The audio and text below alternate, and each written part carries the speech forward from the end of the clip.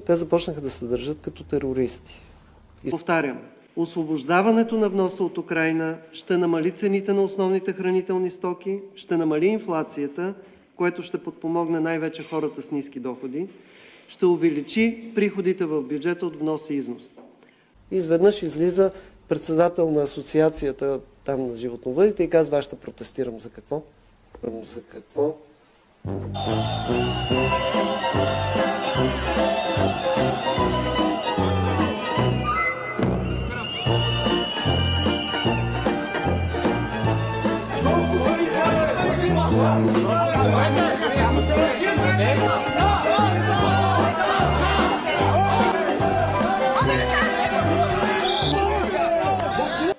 Здравейте, колеги!